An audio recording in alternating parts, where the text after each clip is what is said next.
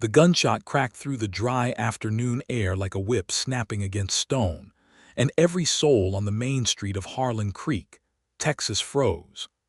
Augusta Bishop stood in the center of the road with a smoking rifle in her hands, her dark hair loose around her shoulders, her boots planted wide in the dust, and her pale gray eyes locked on the water tower at the far end of town.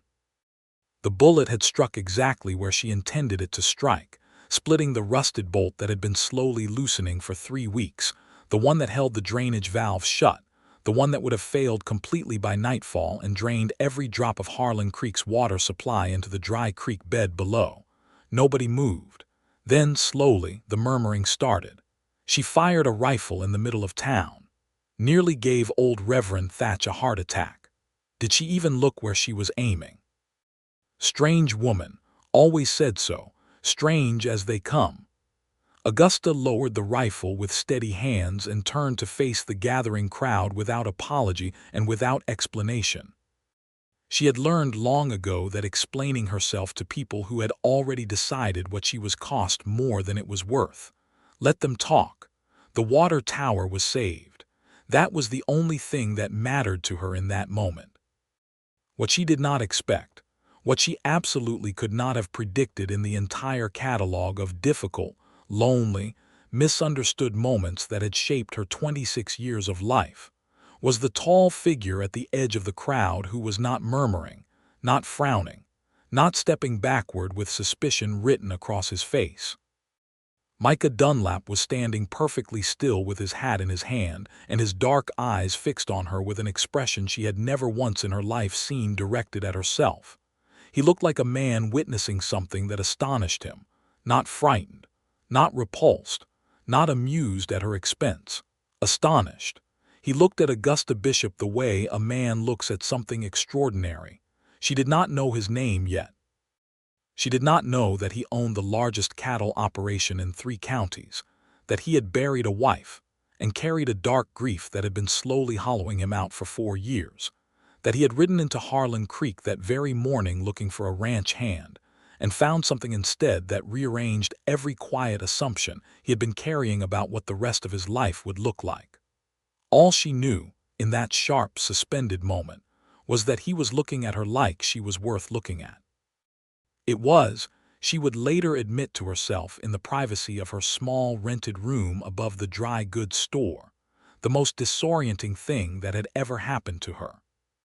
And that was before she knew anything about Micah Dunlap at all.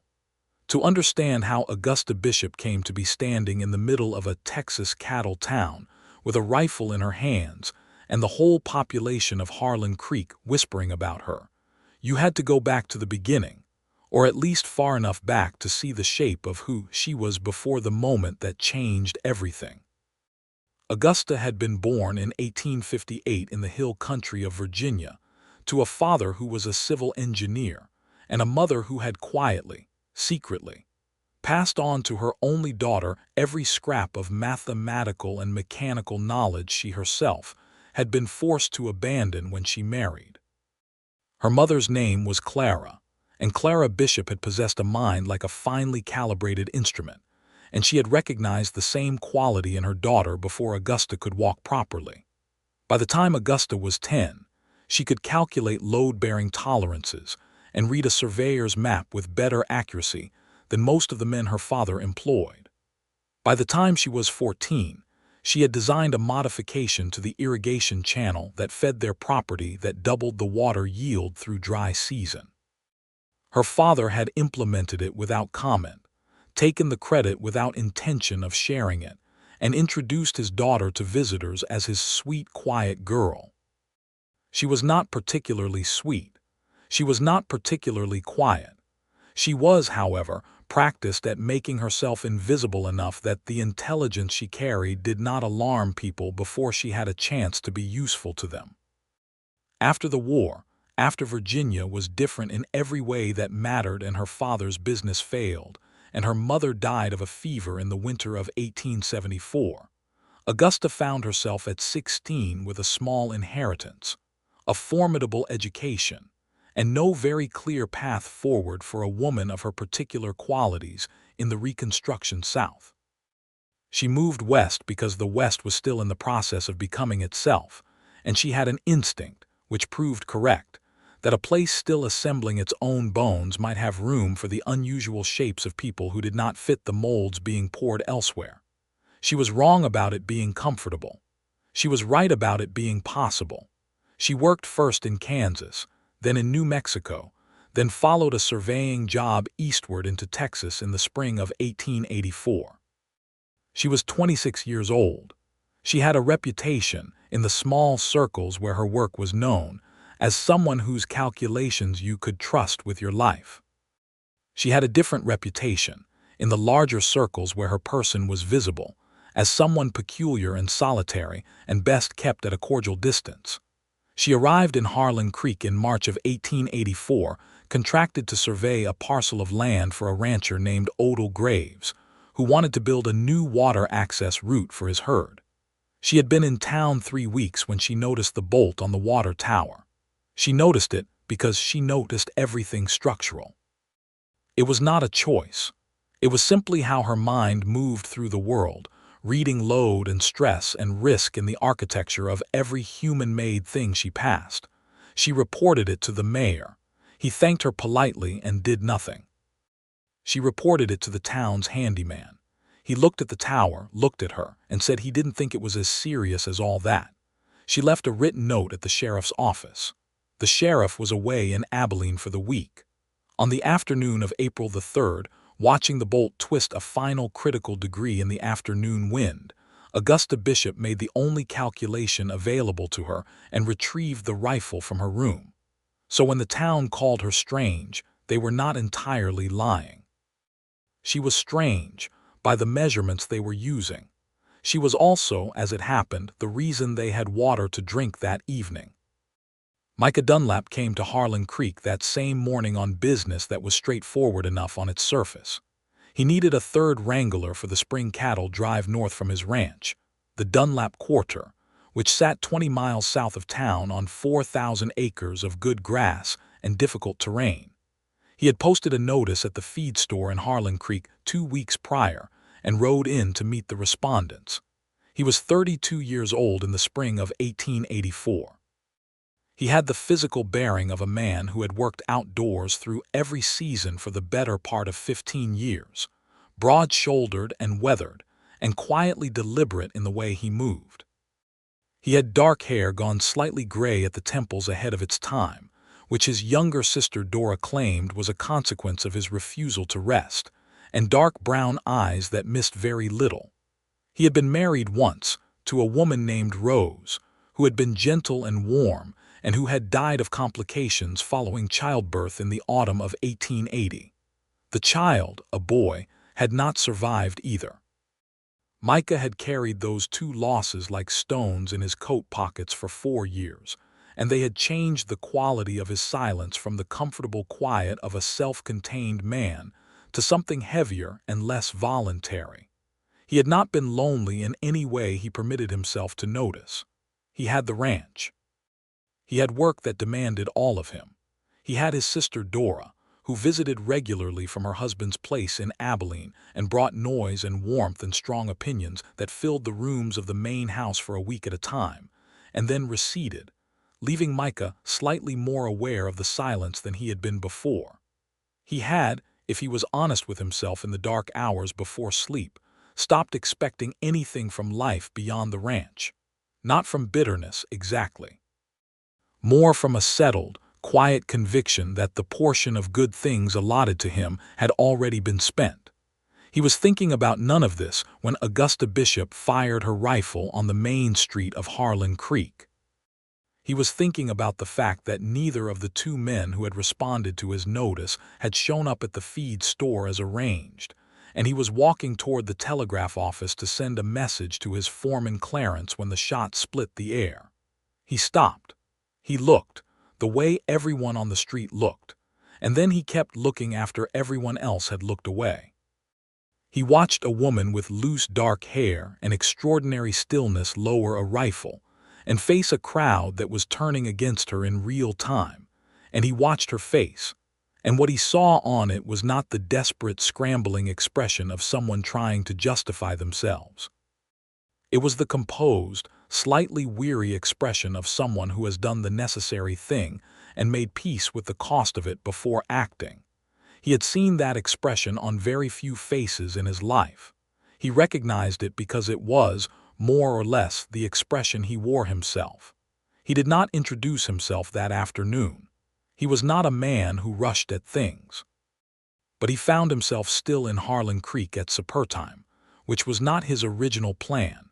And when he walked into the dining room of the Harlan Creek Hotel and found Augusta Bishop seated alone at a corner table with a plate of food and a notebook open beside her plate, filling it with figures while she ate, he sat down at the adjacent table and ordered his supper and said nothing at all for 20 minutes.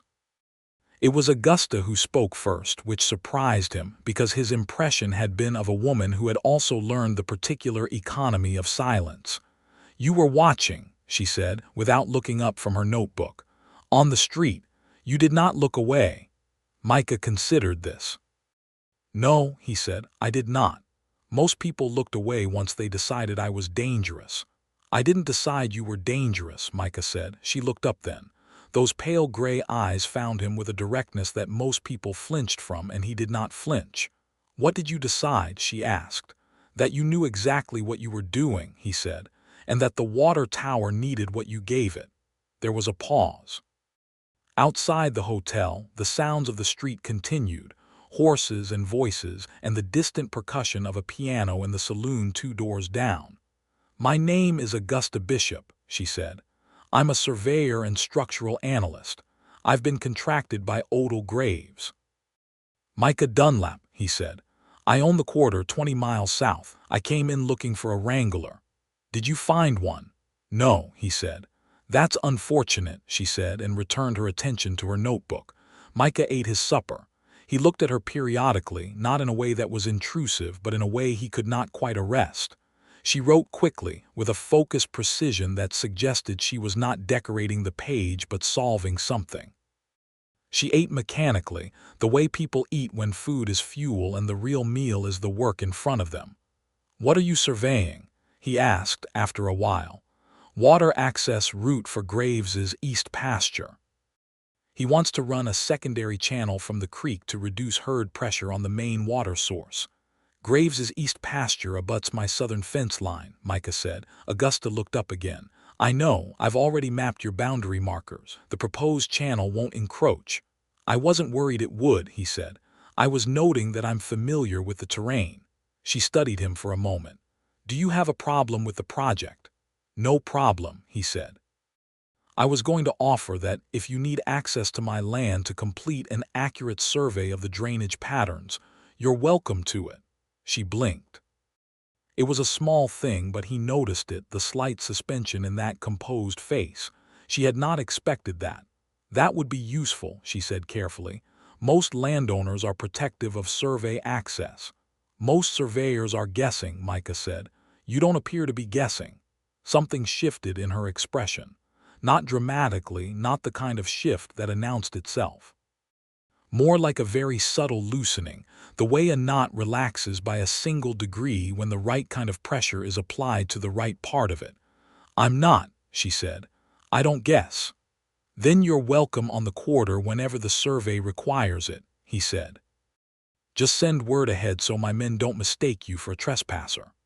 "I will," she said. They finished their separate suppers in a silence that was different from the silence before they spoke, warmer and more inhabited. And Micah rode home to the quarter in the dark, thinking about pale gray eyes and the composed, slightly weary expression of a woman who had done the necessary thing and made peace with the cost. He thought about it for the entire 20 miles. Augusta sent word 3 days later. A short, precise note delivered to the quarter by the boy who worked at the Harlan Creek postal office. She would require access to the southeast quarter of the Dunlap land on Thursday morning to complete the drainage survey. She estimated she would need 4 hours. Micah sent the note back with a single line added at the bottom. He would meet her at the fence line at 7. She arrived at 10 minutes to 7 on a gray morning that smelled like rain coming. riding a brown mare she had hired from the Harlan Creek livery, with her survey equipment tied in a leather roll across the back of the saddle. Micah was already at the fence, leaning against one of the posts with his hat low and a cup of coffee in his hand. He had brought a second cup. He handed it to her without comment when she dismounted, and she took it with the same unceremonious practicality and drank it while she unrolled her equipment and began reading the landscape. He did not follow her around. He walked beside her when she moved, but he did not hover and he did not offer opinions she had not solicited. This was, Augusta found, extraordinarily restful. Most people who accompanied her in the field did one of two things. They either questioned every measurement she took with a skepticism rooted entirely in the fact that she was a woman, or they overcorrected in the other direction and became effusively helpful in a way that managed to be just as exhausting. Micah Dunlap did neither. He was simply present, in the way that a steady landscape feature is present, offering orientation without intrusion. When she found the secondary drainage pattern she had suspected from the topographic lines, a natural eastward slope that would make Graves's proposed channel significantly more efficient if shifted 12 degrees, she stopped and stared at it for a long moment, working through the calculations. "The channel should run here instead," she said, half to herself, stepping the line with her boot heel in the grass. "That's 20 feet south of Graves's proposed line," Micah said, from where he stood slightly behind her. 18, she said. "But you have to follow the natural gradient or you spend twice the labor fighting the terrain and half the water ends up absorbed before it reaches the pasture." He was quiet for a moment. "Graves won't like moving it 18 feet, he said. "He already paid to have posts set for the original line." "He'll like having a channel that doesn't work even less," Augusta said. "I'll explain it to him." Micah almost smiled. She could see the edge of it from the side of her vision, the slight compression at the corner of his mouth. "I don't doubt that you will," he said. She turned to look at him directly, with the frank directness that she knew unsettled people and had decided years ago she would not apologize for. "You could tell me it's not my place," she said. "Some men would." "Some men would be wrong," Micah said, with the same quiet directness she was using, no performance in it, no attempt to be impressive. Just the simple statement of a belief he appeared to actually hold. Augusta looked at him for a moment longer than she intended to. Then she turned back to the survey line and drove her stake into the ground at the corrected position. They worked in the quiet landscape for 3 more hours, with the smell of approaching rain growing heavier and the sky pressing lower over the grass. She asked him twice about specific features of his land, the location of the underground spring she suspected from the vegetation density near the south fence, the depth of the seasonal creek bed in wet years, and he answered with the exact, experience-based precision of someone who had learned his land from living inside it rather than reading about it. She respected that. She respected knowledge earned through sustained attention. It was, she had found, far more reliable than knowledge earned through credential. "The underground spring is about 60 yards north of where you're standing," he said when she asked. "You can feel it in the temperature of the grass in early morning, has a cold ring around it even in summer." She turned and looked north and recalculated. "That changes the absorption rate in the channel's first 100 yards, she said. "I need to see it." He led her to it. The cold ring in the grass was subtle and exactly where he said it was. She crouched and pressed her palm flat to the ground and felt the temperature differential. And when she stood and turned to tell him, it confirmed her calculation. She found him watching her with that same expression from the street. That quiet astonishment, like he was adding things up in his own way and arriving at a sum that surprised him. "What?" she said, because she had decided years ago not to pretend she didn't notice things. "Nothing," he said, then after a pause, "You're very good at this." "I know," she said, and it was not arrogance, it was simply the truth spoken plainly, and they both understood the difference. He almost smiled again. This time it was slightly more than the edge of it. "We should get back to the fence before the rain comes," he said. They made it back to the fence line with 5 minutes to spare before the first drops fell, and they stood under the broad spread of an old live oak that grew against the post and waited for the squall to pass. And this was the first time Augusta Bishop and Micah Dunlap stood in true proximity to each other, close enough that she could see the gray in his dark hair and the particular quality of patience in his face, close enough that, when he spoke, his voice was not raised against distance. "Where were you before Harlan Creek?" he asked. "New Mexico," she said. "Before that Kansas, before that Virginia. A long way from Virginia." "Yes," she said. He did not ask what had brought her so far, the way people usually did, with an implication in the question that she must have been running from something. He simply accepted the geography of her life as a fact without needing to decode it. She found herself offering more anyway. "My mother taught me everything she knew about engineering and mathematics," she said.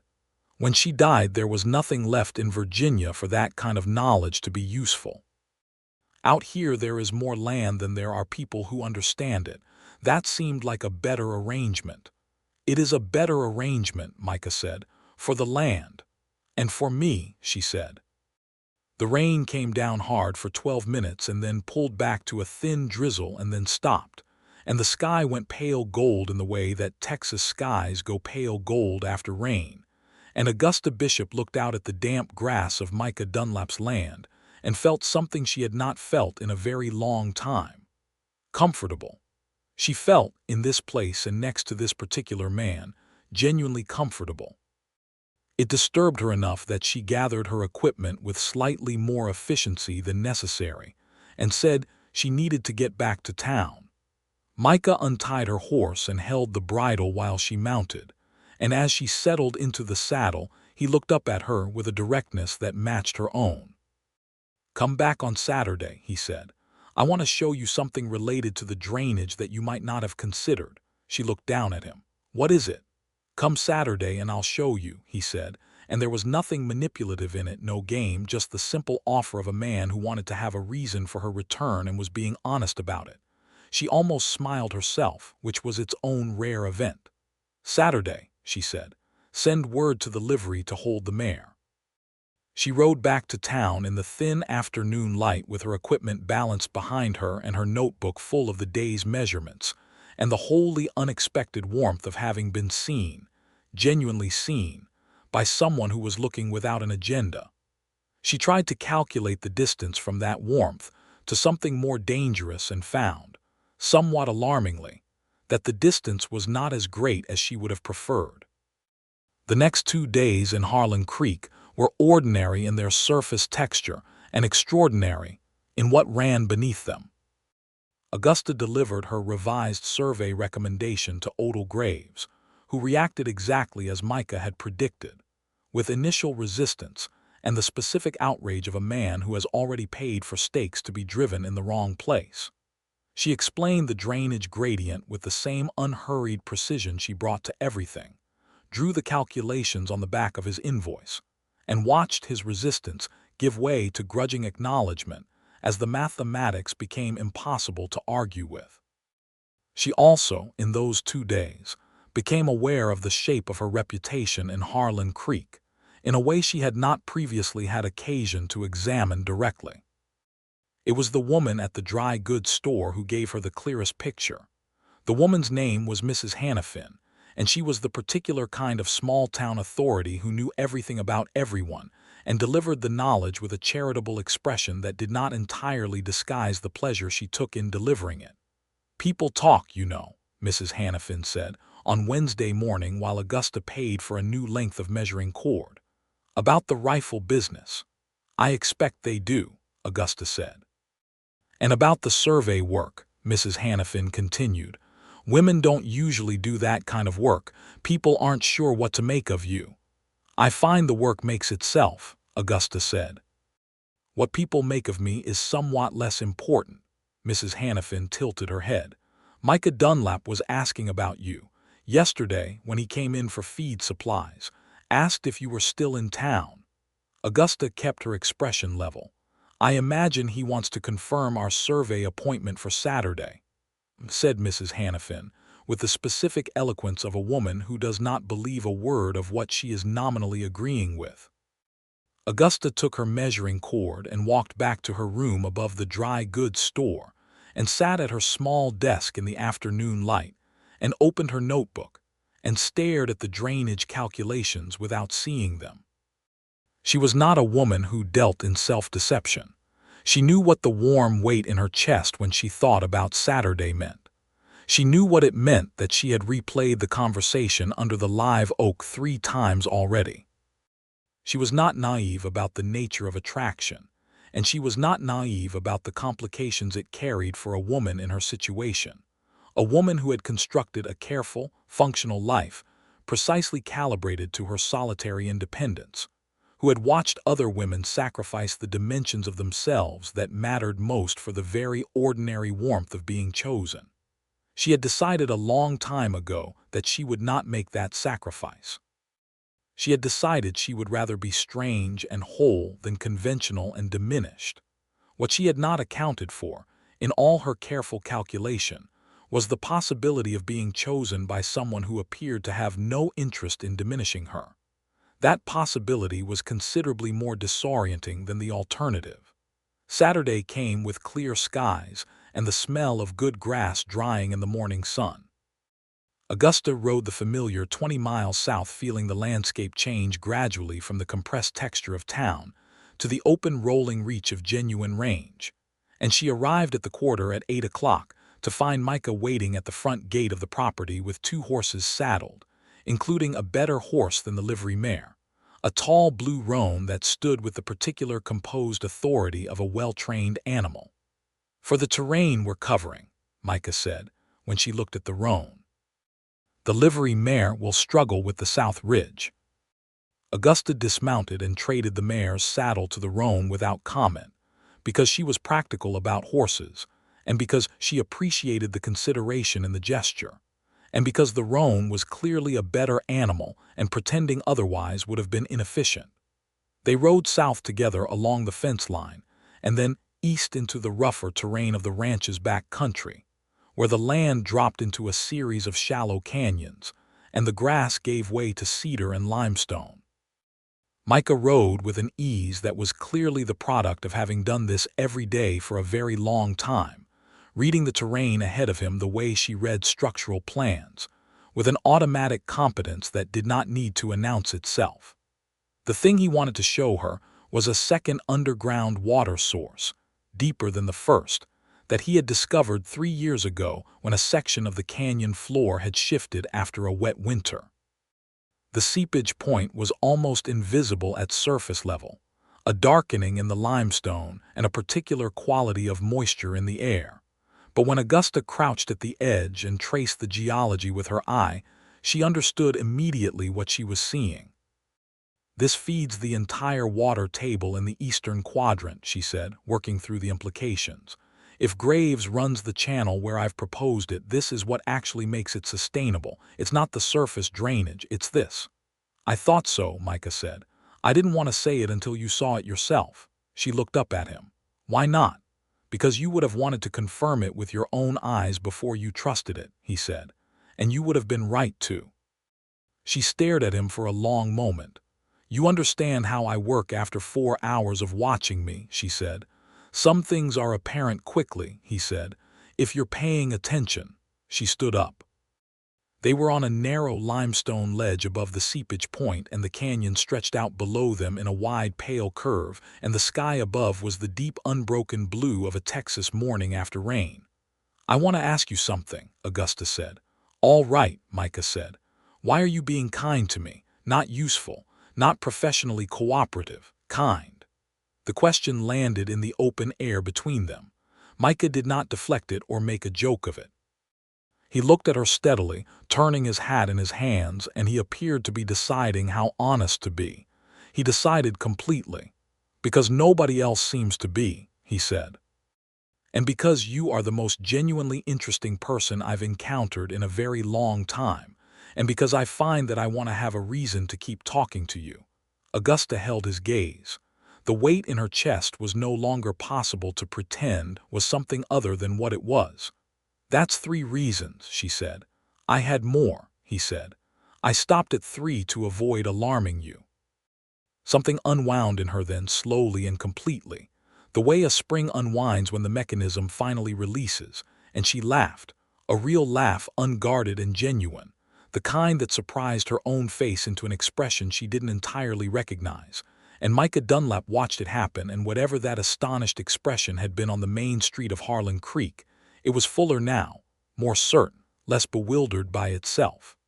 "You didn't alarm me," she said, when the laugh had settled. "I'm glad," he said.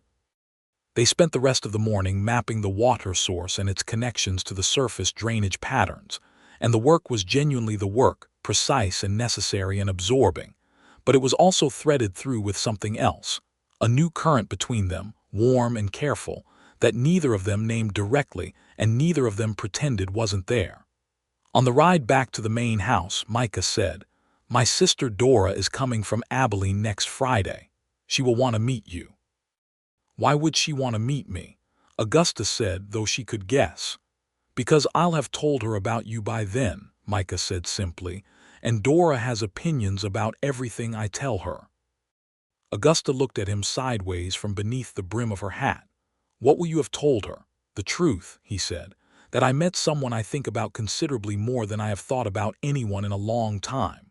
The directness of it stopped the breath in her chest for a single moment. Then she steadied, because she had not come this far by being undone by the truth. "That is very direct," she said. "I find I don't have much patience anymore for being indirect," he said. "Life is shorter than it looks from the beginning." She understood what was underneath that, the specific knowledge of sudden, irreversible loss. She did not ask about it then, because some things needed to be offered rather than extracted. But she filed it alongside everything else she was learning about Micah Dunlap, the man who moved through the world with a quiet so inhabited it had weight, who paid attention with a completeness that was the rarest quality she knew. When they reached the main house, a low, wide-porched structure of pale limestone and cedar, Micah's housekeeper, a sturdy woman named Mrs. Pease who had worked the ranch since before Micah's time, came out to tell him the foreman Clarence was looking for him about the north herd. Micah excused himself briefly, and Augusta stood in the yard in the afternoon light and looked at the architecture of the house and the practical beauty of the ranch in its landscape, and felt something she had no good word for, a recognition that was also a wanting, the specific kind of longing that comes not from lack, but from a sudden, clear vision of what more could look like. She was still standing there when he came back. He read her face, she could see him reading it, and he did not comment on what he found there. "Stay for dinner," he said. "Mrs. Pease will not forgive me if I let you ride back to town without feeding you." "That's a hospitable reason," she said. "It's not my only one," he said. She stayed. Dinner at the quarter was an education in the particular warmth of a house that had been built for a family and was being held together by a man who would not let it fall apart, even carrying his grief alongside the effort. Mrs. Pease served a meal of beef roasted in dried chilies and beans and fresh cornbread, and she did it with the comfortable authority of a woman who had been running this kitchen for years. And she looked at Augusta with a direct, unsentimental appraisal that assessed and apparently concluded favorably within approximately 90 seconds. Micah talked about the ranch over dinner, not in the promotional way of a man inventorying his assets, but in the natural, continuous way of a person whose life and work were the same thing, showing her the texture of the day-to-day reality of it, the challenges of the spring drive and the north herd, and the ongoing dispute with a neighboring rancher named Aldous Pratt about the boundary of the shared water access on the western fence. "Pratt has been interfering with the fence markers on the western edge for 2 years, Micah said, moving them 6 inches, sometimes a foot, incrementally. By the time I prove it legally, he'll have shifted his claim by several hundred feet." Augusta set down her fork. "That's a surveying matter," she said. "If you document the original boundary with a certified survey and record it with the county, any subsequent shifts can be prosecuted as deliberate misrepresentation." Micah looked at her. "I know," he said. "I've been trying to get a surveyor out here for 8 months. They all either work for Pratt's connections in the county office or they quote me a price that makes no sense for the work involved." Augusta picked her fork back up. "I'll do it," she said. He was quiet for a moment. "I couldn't ask you to do that. You're contracted to Graves." "The Graves survey is nearly complete," she said. "And what you're describing is fraud being perpetrated in increments. I find that I have very little tolerance for fraud in land surveying. It's the kind of hidden betrayal that ruins people quietly over years. You'd be stepping into a dispute that has sharp edges," he said. "I'm aware," she said. "Sharp edges don't trouble me as much as dishonesty does." Mrs. Pease, clearing plates from the far end of the table, made a sound that was not quite a comment but was clearly an opinion. And Micah looked at her, and she looked back at him with the benign expression of a woman who has been making her opinions felt through sound effects for 2 decades. "I'll compensate you fairly," Micah said. "You already offered me access to your land for the Graves survey," Augusta said. "That saved me 2 days and improved the accuracy of my recommendations. We can consider it a partial exchange." He studied her face for a long moment with that deep, attentive regard. "You are the most practical person I have ever had dinner with," he said. "That is almost certainly a compliment," she said. "It is absolutely a compliment," he said. She rode back to town in the cool evening air with the smell of cedar and good grass around her, and the first real warmth of what she was feeling allowed to exist without being immediately dismantled by her own caution. She had not decided anything. She had not committed to anything beyond a surveying job, which was a professional matter and entirely rational. She told herself this 4 times between the quarter and Harlan Creek, and believed it less each time. She finished the Graves survey the following Tuesday and delivered the final report with the corrected channel line and the notation about the underground water source. And Graves, having had a week to adjust to the correction, received it with only moderate complaint and signed the completion certificate without significant argument. On Wednesday morning, she began the boundary survey for the Dunlap quarters western fence. It took 3 days to complete the initial measurements, and a 4th day to cross-check them against the county records in the land office at Harlan Creek, where the clerk, a thin, nervous man named Mr. Dottle, became increasingly uncomfortable as Augusta worked through the filing records and began noting, in her precise handwriting, the series of small, unannounced alterations to the boundary descriptions that had been entered into the county record over the preceding 18 months. "These amendments," Augusta said, spreading 3 filings side by side on the counter in the land office. "They were all filed by the same surveying firm, Keller and Associates." Mr. Dottle cleared his throat. "Keller and Associates is a licensed firm." "Licensed by whom?" Augusta said. "The County Surveying Board," Mr. Dottle said. "Chaired by," Augusta said. Mr. Dottle's thin face went through a series of expressions that told her everything she needed before he said anything. "Mr. Aldous Pratt serves on the board," he said, "as a community representative." Augusta looked at the filings and then at Mr. Dottle and then at the filings again. "I'll need certified copies of all 3 of these amendments," she said, "and the original boundary filing from 1876, and the names of the 2 witnesses required by county ordinance for any boundary amendment." Mr. Dottle said he would need time to locate those records. "I'll wait," Augusta said. She sat in the land office for 2.5 hours while Mr. Dottle, sweating despite the cool morning, located or failed to locate the relevant records. What emerged from the search was a clear pattern. The witness signatures on 2 of the 3 amendments were from men employed by Pratt's ranch. The 3rd amendment had no witness signatures at all, which made it legally void on its face. Augusta copied every relevant figure into her notebook, thanked Mr. Dottle with a courtesy that appeared to unnerve him further, and rode to the quarter to show Micah what she had found. She spread her notes across the table on the front porch and walked him through the pattern piece by piece, and she watched his face move through a progression from focused attention to recognition, to a controlled anger that was the quiet, deep kind, the kind that doesn't bluster but settles into a resolve that is very difficult to move. "The Third Amendment has no valid witnesses," she said. "That makes it legally void. The Second Amendment uses witnesses who are Pratt's own employees, which creates a conflict of interest that a county judge would find difficult to overlook. The First Amendment may be the only legitimate one, and even that extended Pratt's boundary claim by a distance that, when you look at the original 1876 filing, appears to be an error in the original surveyor's measurements that was then exploited rather than corrected." Micah was very still. "Can you certify all of this?" he said. "Officially, with your credentials?" "Yes," she said. "I can prepare a full certified survey report with the documented discrepancies and file it with the State Land Office in Austin, which supersedes the county. Pratt's influence in the county office won't protect him from a state-level finding." "How long will that take?" Micah said. 2 weeks to prepare the report properly," she said.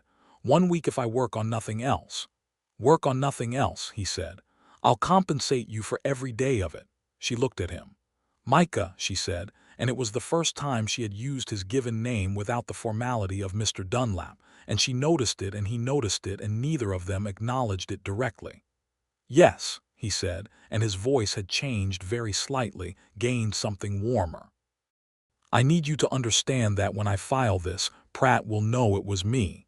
He has connections and you have said the edges of this dispute are sharp. I am not afraid of it. I want you to know the risk I'm accepting."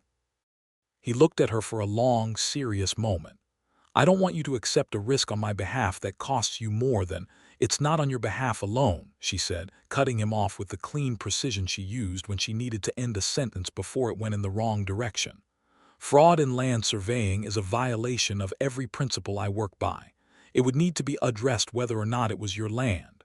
He was quiet for a moment. Then, "That is true," he said. "But it's also on my behalf, and I want you to know that I'm aware of the difference between those two things." She held his gaze. The afternoon light was warm and still on the porch, and somewhere on the ranch the cattle were moving, and the ordinary sounds of the working land surrounded them. "I know you are," she said. She stayed 3 more days at the quarter, working at the desk in the front room that Micah cleared for her without being asked, the large working desk that had been his father's and was the best writing surface in the house. Mrs. Pease brought meals at regular intervals and did not comment on the arrangement with any word, only with a series of satisfied nods that Augusta had learned to read accurately. Dora arrived on Friday, as promised. Dora Dunlap, now Mrs. Dora Hatley, was 28 years old and possessed the same dark eyes as her brother and approximately 3 times his volume of speech.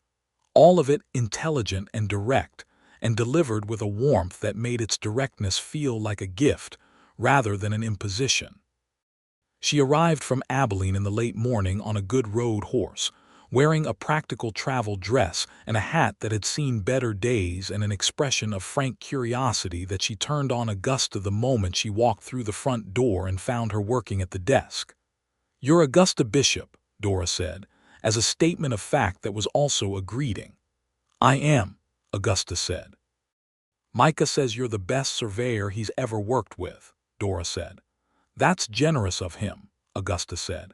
"He's not generally generous with professional assessments," Dora said, settling herself into the nearest chair with the ease of a woman returning to a place she has always belonged. "He's generous with a good many things, but professional assessments are usually exact, which means he means it exactly." Augusta looked at Dora and found in her face the same quality she found in Micah, the capacity for direct engagement without ulterior texture.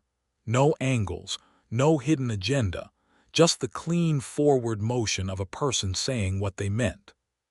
"He's also not generally given to inviting people to stay at the house," Dora said, in a tone that was not at all subtle about what it was implying.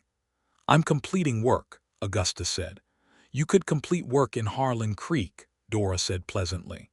"The relevant records are here," Augusta said. said Dora, with an eloquence that her brother's housekeeper would have recognized immediately. Micah came in from the south paddock an hour later to find his sister and Augusta deep in a conversation about engineering and land law that had apparently begun with the survey report and migrated through 3 other subjects. And he stood in the doorway for a moment watching the two of them talk with the full investment of people who have discovered they are equally matched in a discussion they both find genuinely interesting. His expression, had Augusta been watching him at that moment, would have told her something she already partly knew, but seeing it confirmed and involuntary in his face would have been a different order of knowledge. Dora, who was watching him, saw it completely, and her heart did something she recognized, a specific kind of joy on behalf of someone you love. She had not seen that expression on her brother's face in 4 years. That evening, after dinner, while Augusta wrote at the desk and Micah sat on the porch with a cup of coffee and the cooling air, Dora sat beside her brother and said nothing for a long time, which was unusual enough for Dora that it was itself a statement. "She's remarkable," Dora said finally. "Yes," Micah said. "She knows it without being arrogant about it," Dora said. "That's a harder thing." "Yes," Micah said again. "You look at her like," Dora began. "Dora," Micah said quietly. "I'm not going to make it uncomfortable," Dora said. "I just want you to know I see it, and I think it's the best thing I've seen in a while." Micah was quiet, looking out at the dark shapes of the land under the stars. "It's complicated," he said. "It's always complicated," Dora said. "That doesn't mean it's not also simple." He didn't answer, but she heard him exhale slowly, the kind of exhale that is the audible form of something being released. Inside the house, Augusta Bishop set down her pen and looked at the nearly completed survey report, and then looked at nothing in particular for a moment. And what moved through her in that moment was not calculation or analysis, or the careful weighing of risk and resource. What moved through her was the simple, plain, inconvenient truth that she was falling in love with Micah Dunlap, and that unlike most inconvenient truths in her experience, this one did not feel like a problem she needed to solve. The survey report was completed and certified on the following Thursday, 10 days after Augusta began it in earnest. It was 43 pages of documented measurements, county record comparisons, legal citations, and certified findings, and it was as thorough and bulletproof a document as Augusta Bishop had ever produced, which was saying a great deal. She and Micah rode together to the county seat, a larger town called Millhaven 20 miles east of Harlan Creek, to file copies with the district court and the state land office representative who maintained a permanent office there. The state representative, a careful older man named Mr. Aldridge, who wore his official position with the gravity of a man who understood its weight, read through the report's summary with the focused attention of someone who recognized that what he was reading had implications. "The voided amendment alone is significant," Mr. Aldridge said.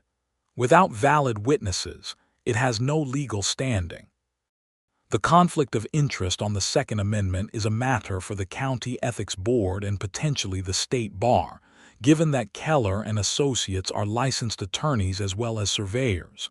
He looked up at Augusta over his reading spectacles. "This is very careful work, Miss Bishop." "It is accurate work," Augusta said.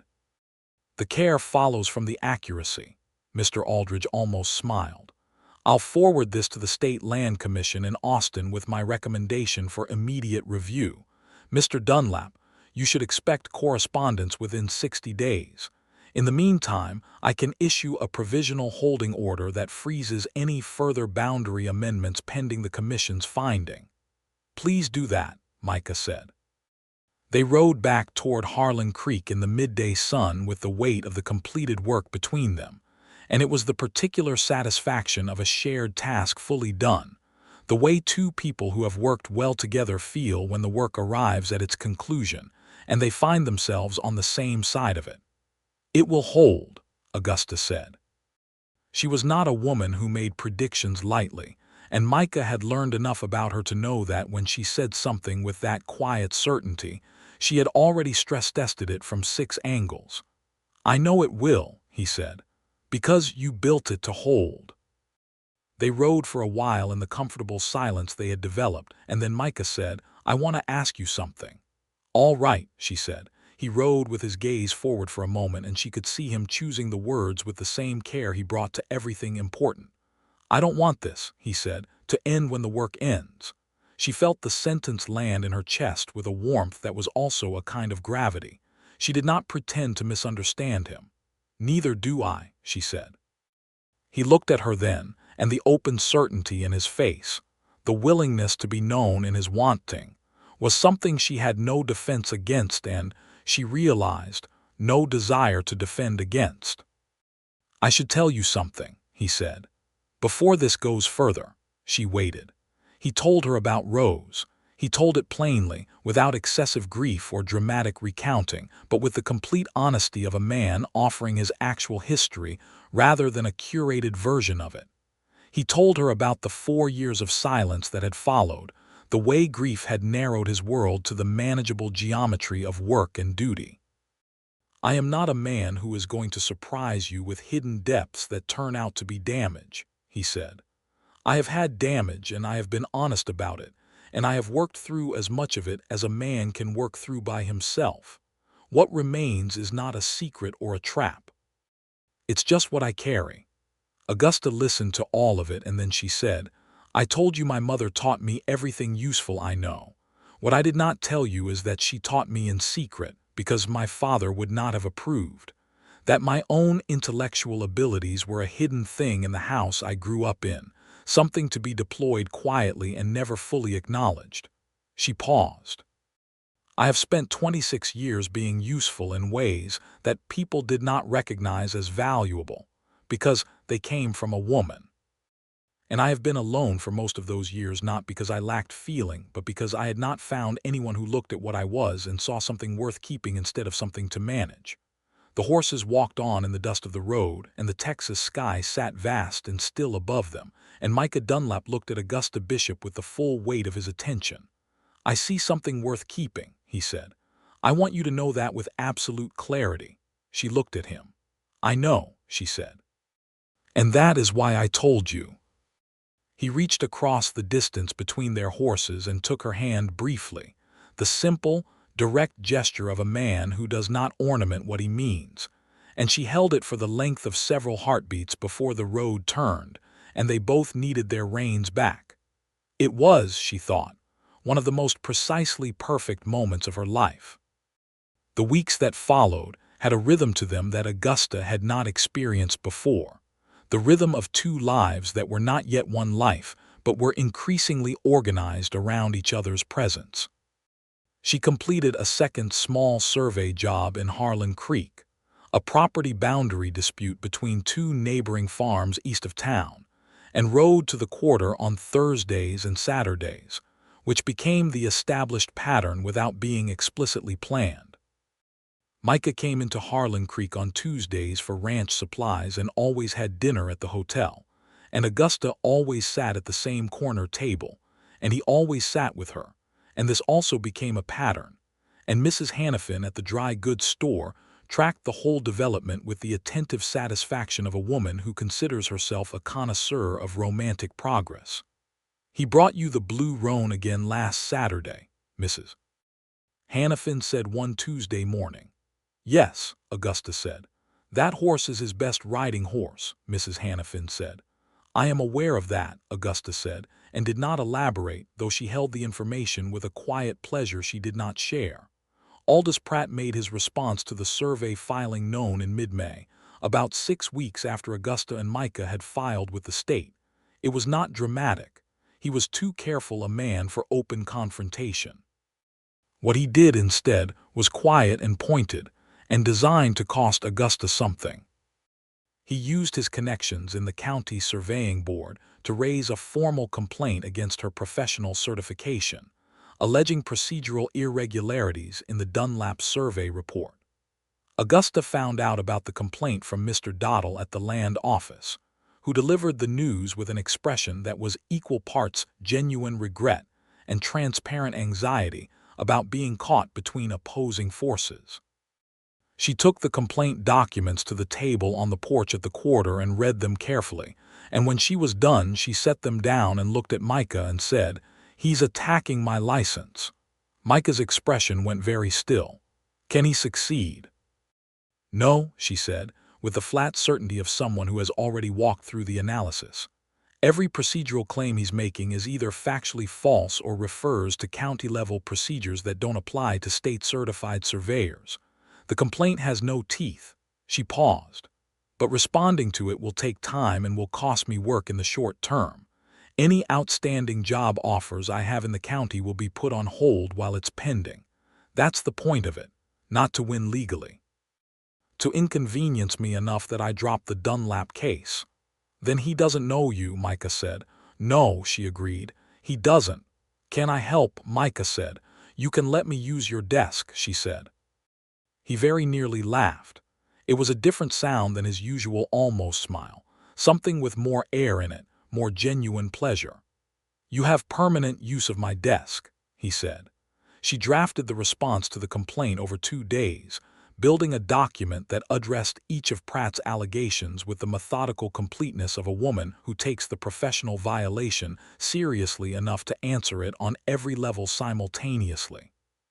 She submitted it to the State Surveying Board and copied Mr. Aldridge at the State Land Office and the District Court Clerk at Millhaven. Then she put it out of her mind and went back to work. It was Dora, visiting again in late May, who said what no one else had said directly. She found Augusta alone in the kitchen after dinner, washing dishes in the comfortable domestic easiness of a person who has spent enough time in a house to move naturally through its routines, and she sat down at the kitchen table and said, "Are you going to stay?" Augusta turned from the sink. "In what sense?" "In the sense that anyone watching the two of you for 5 minutes can see that you fit together," Dora said. "And in the sense that Micah lights up when you're in the room in a way he has not done since before Rose died." She paused. "And in the sense that I would very much like to have you for a sister, so I am not being entirely selfless about this question." Augusta dried her hands on the kitchen cloth and sat down across from Dora. "I have built a life that does not depend on staying anywhere," she said. "The work takes me where the work is. I've always understood that to be the condition of my independence." "And now," Dora said. "And now," Augusta said, "I find the condition somewhat less compelling than I used to." Dora's face broke into the wide, warm smile that was entirely her own. "Good," she said, "because the quarter needs a woman who understands load-bearing tolerances. That roof over the east wing has been concerning me for 3 years, and Micah refuses to take it seriously." Augusta almost laughed. "Show me after breakfast," she said. The roof over the east wing was, in fact, a legitimate structural concern, and Augusta spent the following morning assessing it and drafting a repair plan that Micah's carpenter could execute in a week. When she presented it to Micah at lunch, he looked at the drawings and then at her with the particular expression she had learned to recognize as his version of being deeply moved, a deepening of the attention in his eyes and a quality of stillness that was the opposite of dismissal. "You did this morning," he said. "It needed doing," she said. "Augusta," he said. The way he said her name had changed over the weeks. Early on it had been the careful enunciation of a name he was still learning. Now it had a warmth in it, a particular weight, as if the name had become something more than a name and he was aware of that every time he used it. She met his eyes. "Yes," she said. "I want to ask you something," he said. "And I want to ask it properly, not as a practical arrangement or a professional convenience. I want to ask you because what I feel for you is the most honest thing I have felt in years, and I'm not willing to leave it unspoken." Augusta put down her fork. Her heart was beating with a steadiness that surprised her, as if some deep part of her had been waiting for this specific moment with a patience she hadn't known she was maintaining. "I have spent 4 years," Micah said, "believing that I had already received the best of what life had for me, and that what remained was the work and the land which I am grateful for, but which do not talk back." He paused. "And then you shot a rifle on a Tuesday afternoon and looked at a hostile crowd with the composure of a woman who has already decided what she is worth, and I have not been able to think about my life as a closed matter since." His voice was steady. He was not performing this. It was coming from the same place everything that was genuinely Micah Dunlap came from, the deep, quiet, utterly reliable center of him. "I love you," he said. "I am asking you to consider what it would mean to make this place your home. I'm asking you to marry me." Augusta Bishop, who had calculated her way through the frontier and outperformed every professional expectation, and maintained her independence with the deliberate care of someone who knew exactly what she was preserving, sat across from Micah Dunlap at the lunch table in his kitchen, and felt every part of her own careful architecture settle into a new configuration, one that was not smaller than what had come before but larger and warmer and more accurately herself. "Yes," she said. "I will marry you." He reached across the table and took her hand, and this time he held it. They were married in June of 1884 in the small church at Harlan Creek, in a ceremony that was attended by Dora and her husband James Hatley, by Clarence the foreman and 3 of the ranch hands, by Mrs. Pease in her best dress, and by approximately 2/3 of the population of Harlan Creek, many of whom had come primarily out of the same curiosity that had attended every other chapter of Augusta Bishop's presence in their town, and found themselves, by the end of the ceremony, moved in a way they had not expected to be. The minister, an elderly man named Reverend Holt who had known Micah for years, performed the ceremony with a dignified brevity that Augusta appreciated, and that Dora, who had been hoping for something slightly more theatrical, accepted with grace. When Micah took Augusta's hand at the front of the church and looked at her, and she looked back at him, the fullness of what was between them was entirely visible to anyone who cared to observe it. Not theatrical, not performed. Just true, and therefore more powerful than any performance could have been. Mrs. Hannafin cried. She would later report to anyone who would listen that she had always thought those two would find their way to each other, a claim whose accuracy relative to her actual earlier statements was somewhat debatable, but which she maintained with conviction.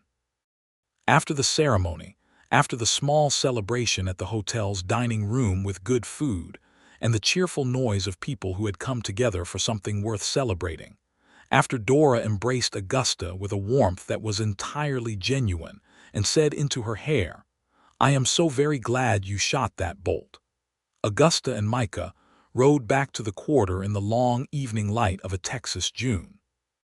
The response from the State Land Commission arrived in late July. The finding was entirely in Micah's favor. The voided amendment was struck from the county record. The Second Amendment was suspended pending the ethics investigation of Keller and Associates. The original 1876 boundary was restored as the official and legally binding line. Aldous Pratt's complaint against Augusta's surveying license was dismissed without comment by the state board in the same week, which felt, to Augusta, like the universe exercising a particularly satisfying economy. She celebrated by finishing the structural repair plan for the east wing of the house and beginning a survey of the quarter's full water system, because the underground source she had identified in April had given her an idea for a more efficient distribution approach that would benefit the entire ranch, and she could not leave a good idea unexamined. Micah watched her work and brought her coffee and occasionally stood in doorways or on the porch and looked at his wife with the expression that Dora had named correctly 4 months ago, and did not attempt to conceal it, because he had decided he was done concerting things that were good. Augusta was not, it turned out, a difficult person to live with. She was demanding of herself and precise in her thinking, and had strong opinions about structural integrity, both architectural and professional, but she was also deeply warm in the privacy of genuine connection, funnier than her composed exterior suggested, and possessed of a tenderness that she had kept carefully hidden for most of her adult life and now allowed to exist naturally. She and Micah learned each other in the particular slow-fast way of two people who are both paying full attention, quickly on the essential things, and gradually on the fine texture of daily life. And what they found in each other was a companionship that neither of them had anticipated with such precision. In August, Micah's foreman Clarence came to him with news that the North herd had expanded by nearly 40 calves more than projected, and the pasture capacity would need to be reassessed for the winter. Augusta sat in on the conversation, not because she had been invited but because she was there and the conversation was interesting, and within 10 minutes she had sketched a rotational grazing pattern on the back of the nearest piece of paper that Clarence said was the most sensible approach to the problem he had seen. "She does that," Micah said. "I see that," Clarence said, with the expression of a man revising a set of assumptions. September brought Dora back for a longer visit, and the house at the quarter had a fullness during that month that felt like the best version of what it had always been trying to be. Dora and Augusta argued cheerfully about land law and the state of Texas politics and the structural merits of various roof designs. And Micah sat in the middle of these arguments with the quiet pleasure of a man who has spent 4 years in a house that was too silent. On an evening in late September, sitting on the porch in the cooling air with the stars beginning to show above the grass line, Augusta told Micah she was expecting their first child. She said it the same way she said everything important, directly and without embellishment, looking at him with her clear gray eyes and the composed patience of a woman who has delivered important information before and understood that the receiver needed space to process it. Micah was very still for a moment. The quality of his stillness was different from his usual composed quiet. It was the stillness of someone absorbing something of tremendous weight. Then he looked at her, and what was on his face was the full, undefended expression of a man who has been touched by something beyond what he knew how to contain, and he took her hands in both of his and held them with a care that was also the beginning of joy. "Are you well?" he said first, because that was who he was. "I am entirely well," she said. "I calculated the timeline this morning. Spring, most likely April." He almost laughed through the emotion in his face. "Of course you calculated the timeline," he said. "Micah," she said gently. "I am very happy," he said, in a voice that did not quite have all its usual steadiness, "and I am aware that I'm not concealing that effectively." "I know you are," she said. "I'm very happy too."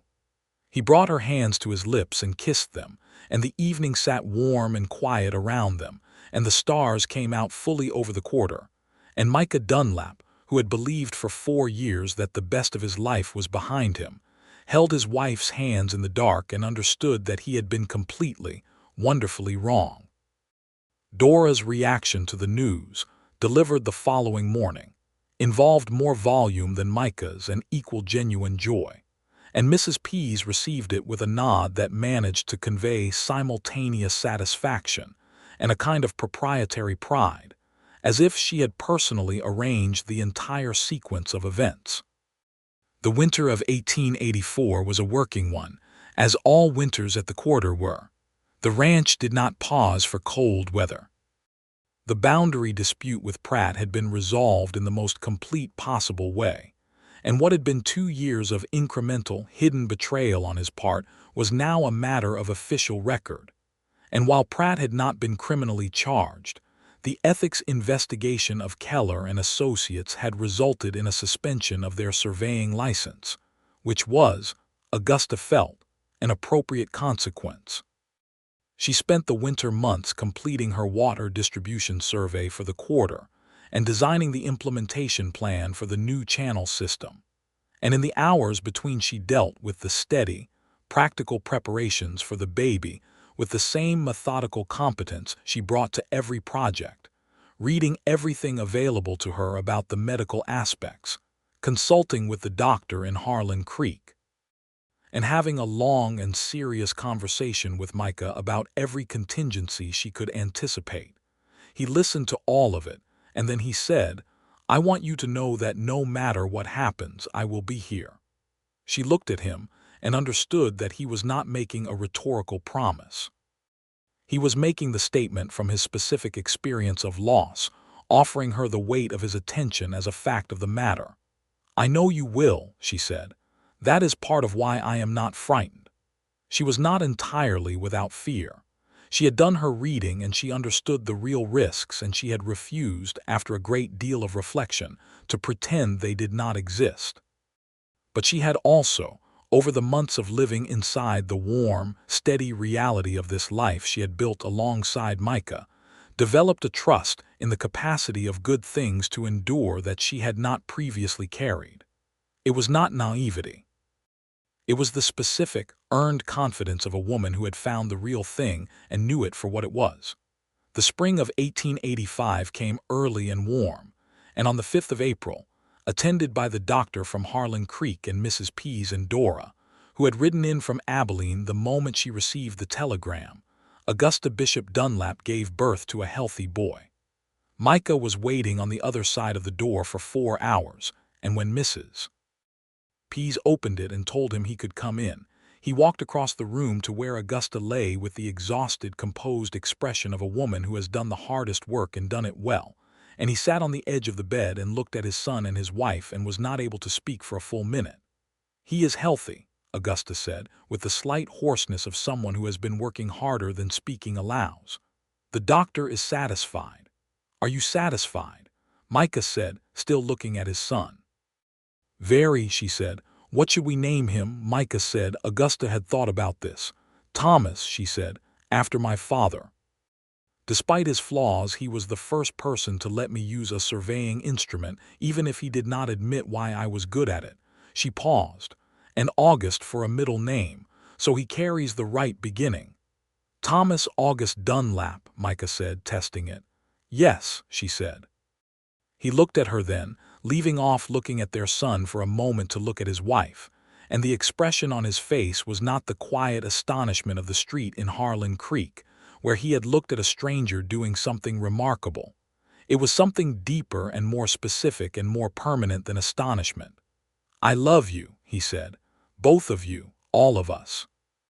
"I know," Augusta said, and closed her eyes for a moment. "Now let me sleep." He stayed in the room, sitting beside the bed, while she slept, holding his son and watching his wife breathe, and the spring day moved quietly outside the windows of the quarter.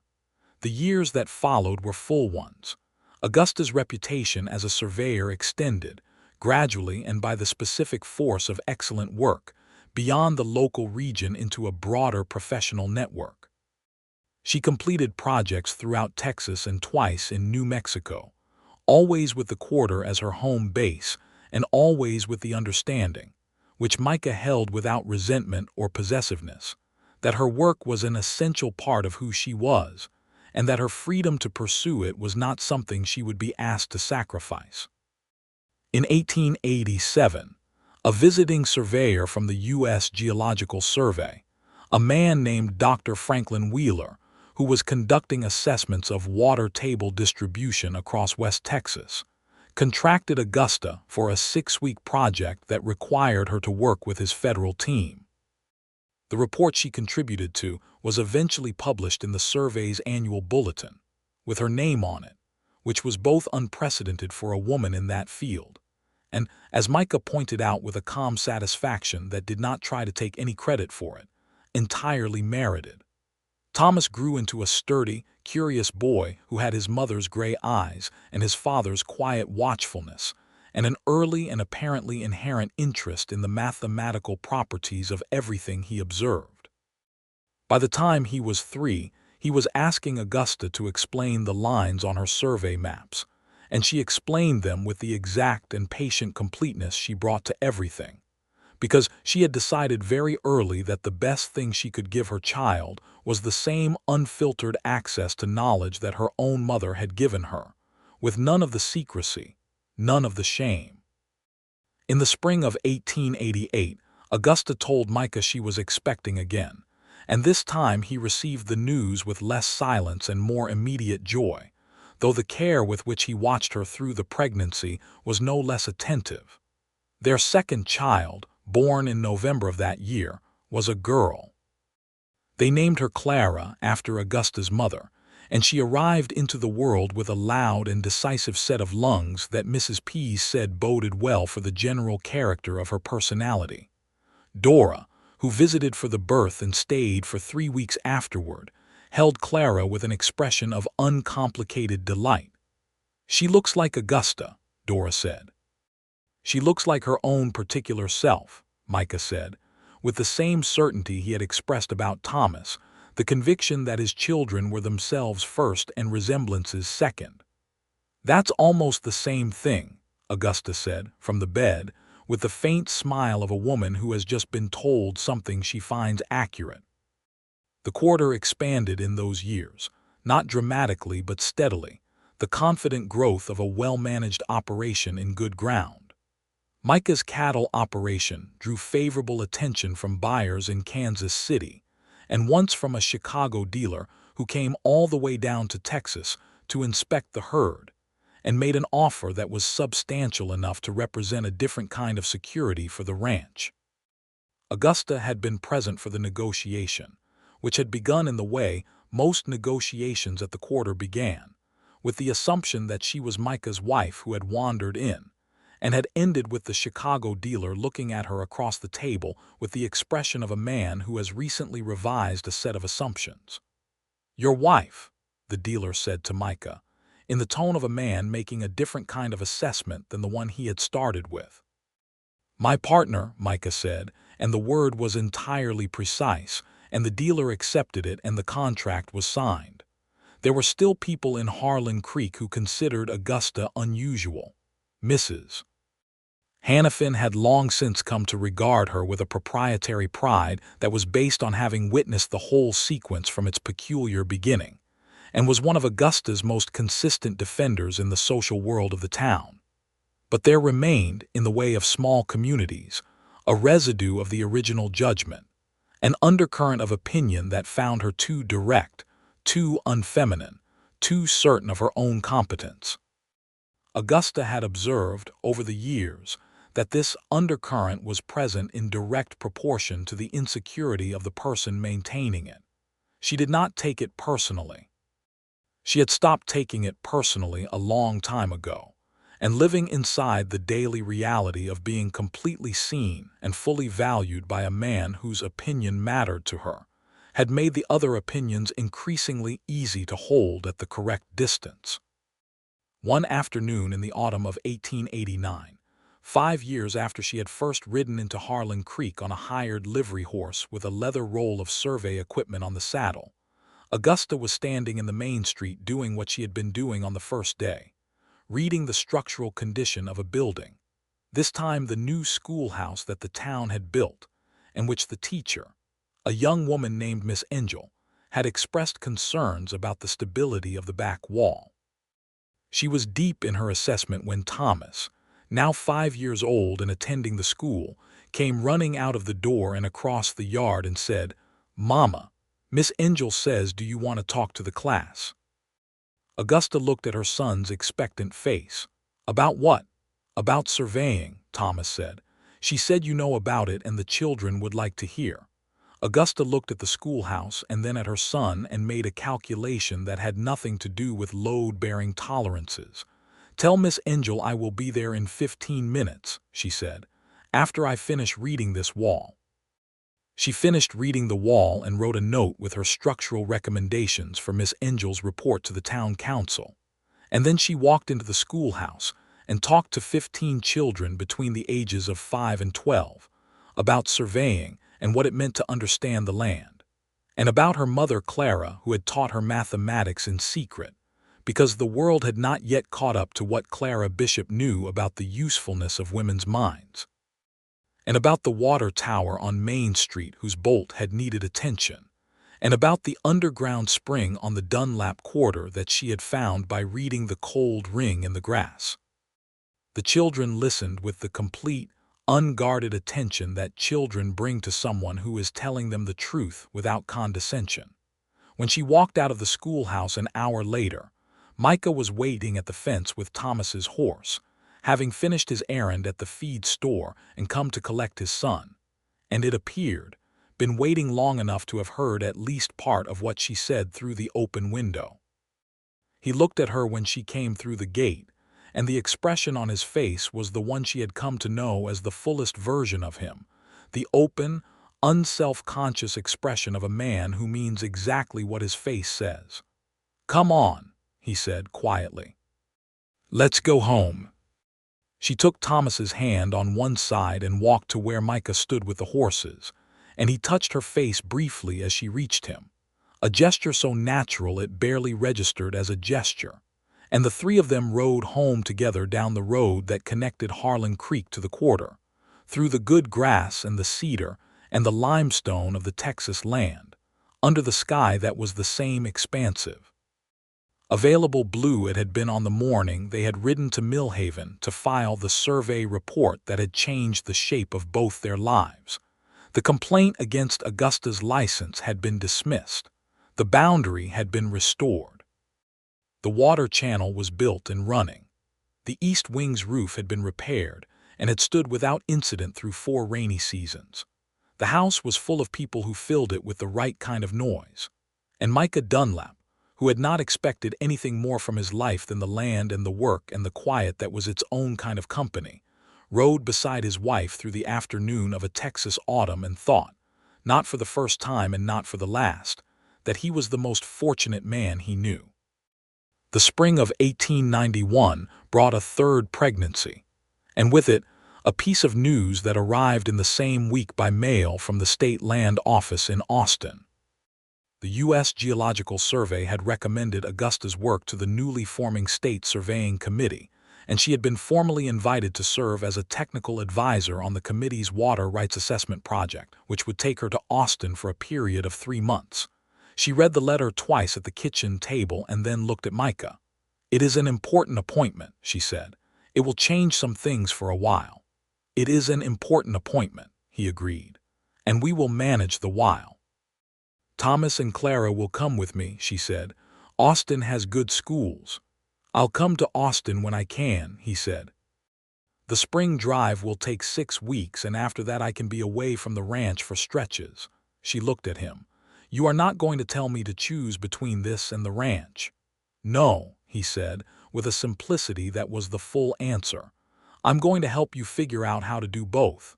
She reached across the table and took his hand. They sat in the morning light of the kitchen and worked through the practical shape of the next 6 months, with the same collaborative precision they brought to every problem that belonged to both of them. 2 people who had learned to plan together and trusted each other's judgment well enough to share the weight of decisions without competing for control of them. In April, a few weeks before they were to go to Austin, Augusta gave birth to their 3rd child, a second son they named William, who arrived with a placid, thoughtful expression that Mrs. Pease said made him look like he was already considering the properties of the room. "He has your eyes," Micah said to Augusta, holding his younger son. "He has his own eyes," Augusta said, with the smile she had been using since Thomas was born, the one that was the warmest expression on her face, the one that Micah had never seen anywhere else. "He has his own eyes," Micah agreed, "that happen to look like yours." She rolled her own pale gray eyes at him, which was a response she had developed specifically for the moments when he was being precisely accurate in a way that was also a form of affection, and he laughed, which was, after 7 years, still one of the sounds she liked best. They went to Austin in June, with Thomas and Clara and infant William and Mrs. Pease, who refused to be left behind, in a hired stage that Micah filled with their practical luggage and Augusta's survey equipment, and a rolled-up set of plans she had been working on for the new schoolhouse addition that Miss Angel was trying to get funded. Micah stood at the gate of the quarter and watched his family leave, and experienced the specific bittersweet geography of loving people who are fully themselves, and watching them move outward into the world that needs what they have. He missed her every day for 3 months, in the particular way of a man whose wife's absence reveals the exact shape of what she fills, and he came to Austin twice, once in July when the spring drive was done, and once in September when the committee's work was nearing its end, and both visits had the quality of reunions that make the separation retroactively worth its cost. She came home in October with the committee's preliminary report completed, and her name on the title page as lead technical advisor, and a personal letter from the committee chairman, a senior state engineer named Mr. Horace Bailey, commending her work as the most technically rigorous contribution the committee had received. He asked if I would consider a permanent advisory role, Augusta told Micah on the first evening of her return, sitting on the porch while the children slept and the air held the first edge of autumn coolness. "Would you consider it?" Micah said. "I told him the work would need to be project-based," she said. "I am not available for permanent Austin residency. I have a ranch in South Texas that requires my attention." Micah turned to look at her. "The ranch requires your attention. The structural assessments alone," she said gravely, "could keep me occupied for years." He laughed, and she laughed too, and the porch held the sound of them in the quiet Texas night. In the years that followed, the pattern of their life at the quarter settled into the particular richness of two people who have found the exact right configuration of work and love and place. Augusta continued to take project-based survey and assessment contracts, some local, some distant, always with the quarter as the center to which everything else was oriented. Micah expanded the cattle operation thoughtfully, with Clarence's guidance and Augusta's assessment of the land's water-carrying capacity, which she updated every 3 years with a formal survey to track the changes. Thomas, at 8, asked his mother to teach him the surveying instrument. She did. Clara, at 6, declared her intention to be a doctor, which Augusta received without surprise and with the immediate identification of every resource she could find to support the declaration. William, at 4, was already showing an interest in the cattle that delighted Micah and confirmed Mrs. Pease's theory about his expression at birth. The quarter was, by the early 1890s, a different place than it had been in the spring of 1884 when Micah Dunlap had ridden into Harlan Creek looking for a wrangler and come home with something considerably more significant. It was a place with books on the shelves and maps on the walls and the permanent smell of Mrs. Pease's good cooking, and the sounds of children and work, and the periodic lively disagreements of two people who both have strong opinions and enough respect for each other to argue them out fully. It was, in the simplest and most complete sense of the word, a home. On the evening of their 10th anniversary, in June of 1894, they sat together on the porch after the children were in bed, and the land stretched out before them in the long Texas dusk, and the stars came up gradually over the grass. "I have been thinking," Augusta said, "about the water distribution plan for the North 40 acres. "It is our anniversary," Micah said. "The North 40 acres will still be a drainage problem on our anniversary," she said. He took her hand. "Yes," he said, "it will." She leaned slightly against him, which was its own language between them, and they sat watching the land and the dark and the stars. "I want to tell you something," she said. "Tell me," he said. "I have thought over the years about what my life would have been if I had not ridden into Harlan Creek in March of 1884 with a hired livery horse and a problem to solve." She paused. "I would have continued. The work would have been good. I would have been useful and competent and independent, and I think, fundamentally alone in a way that I did not know was costing me anything until it stopped." Micah held her hand and listened. "I am not a person given to sentimentality," she said, "and I do not say things like this easily or without having considered them completely. So when I tell you that you changed what my life is, I mean it in the most precise sense, not by limiting it. By expanding it into dimensions that I had correctly predicted did not exist and was absolutely wrong about." He was quiet for a moment. "I told you once," he said, "that I had stopped expecting anything more from life. That what remained was the work and the land." He paused.